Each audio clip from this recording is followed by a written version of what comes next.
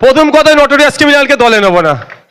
প্রথম কথাই উত্তর, আমার এক কথায় উত্তর, ওই ধরনের নটোরিয়াস ক্রিমিনাল আমাদের দলের রাজ্য কমিটির মানুষজন যেখানে ঘুরে ওঠা বসা করে, সেখানে তো মাঝে মধ্যে ঝাঁটটাট দিতে হয়, পরিষ্কার পরিচ্ছন্ন রাখতে হয়। সেই কাজে নিযুক্তর জন্য ওই ধরনের কুখ্যাত দুষ্কৃতীকে আমরা দলে নেব না। কারণ ওখানে ঝাঁটফাট দিতে দিতে আমার 5টা ভালো মানুষ যারা পেন খাতা বই নিয়ে লড়াই করতে চায়, সেও হয়তো কথা শুনে সেও হয়তো বোম তুলে নিতে পারে। সুতরাং ওনাকে নেওয়ার প্রশ্ন আসছে না। কিন্তু প্রত্যেকটা ক্ষেত্রে ব্যতিক্রমী বলে একটা থাকে, সেই ব্যতিক্রমীটা এদের জন্য না।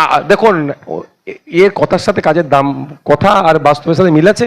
2021 সালে বলেছিল স্টেজে, যখন ভোটের প্রচার চলছে, আমার বড় ভাইয়ের নাম নিয়ে, যে ওর ছোট ভাই ভাঙড়ে, তখন আমি দাঁড়িয়েছিলাম যখন 21-এ নির্বাচনের সময়, যদি ভাঙড় থেকে জিততে পারে ওর, তাহলে ও যদি জিতে ও সার্টিফিকেট ছিঁড়ে ফেলে দেবে, বা এই ধরনের কথা বলেছিল।